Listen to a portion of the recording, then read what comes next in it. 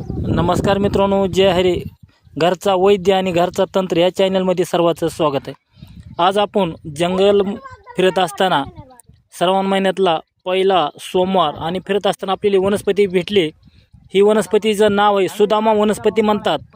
आणि तुमच्या शरीरामधले हाडाचे दुखणे, मणकेचे दुखणे, मानपाठदुखी, कंबरदुखी, पायदुखी अशा सर्व दुखण्यासाठी ही वनस्पतीचा वापर करायचा आहे. ह्याची ओळख म्हणजे सुरुवातीला तुम्हाला तुळशीच्या मंजुळासारखे ह्याचे फुलं एकदम सुंदर आणि छान आहेत. ह्याचे पानं बघून घ्या मित्रांनो. ह्याची बघा नवीन कळी अशा प्रकारे आहे आणि हे झाड अशा प्रकारे ही बघा. आणि ह्याची मुळी आपल्याला वापरायची औषध आहेत. ह्याची मुळी वापरायची. तुम्हाला मुळी आता मी काढून दाखवतो. इथे बघा मुळी आहे. तर ह्याला खाली मुळ्या निघतात. तर खाली मुळ्या अशा आपल्या रताळ्यासारख्या मुळ्या निघतात.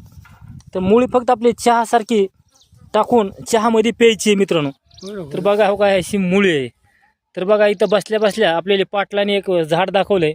आणि अशा प्रकारे ह्याची मुळी रोज अर्धा इंचाचा तुकडा तर पटील हातात झाड धरा.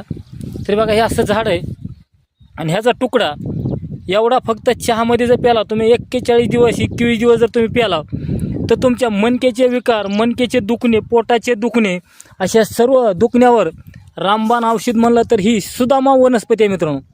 ह्या वनस्पतीचं एवढं मूल्य करावं तेवढं कमी. तर ही सुदामा आमच्या गुरूंनी सांगितलेलं नाव आहे, पुस्तकी नाव आणि आपल्या आपल्या भागातले नावं अलग असू शकतात मित्रांनो.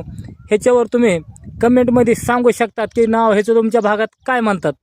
तर ह्याचे अनेक नावं असू शकतात. फक्त ह्याची ओळख, ह्याचे पानं बघून घ्या.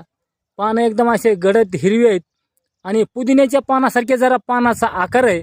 आणि अशी मुळी खाली थोडी भुरकट कलरची राहते आणि प्रत्येकाला अशा मित्रांनो मुळे राहतात खाली जाड जाड. आता खेकड्याच्या नांग्याने मुळे आहेत बघा बघा. खेकड्याच्या नांग्या कशा असतात तशा अशा मुळे आहेत.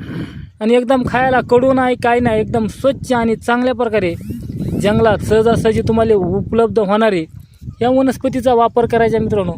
एवढी वनस्पती छान आहे.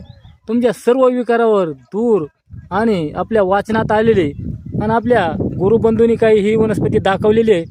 तर हिचा सर्वांनी उपयोग करा. आणि ह्याच्या मंजुळा घेऊन तुम्हाला कुंडीत लावायला पण ह्याचं बी येतं मित्रांनो. जेवढा होईल तेवढा व्हिडिओ शेअर करा, लाईक करा, घंटीचं बटन दाबा, जेणेकरून जग कल्याणासाठी तुम्हाला अनेक ह्याचा वापर होईल.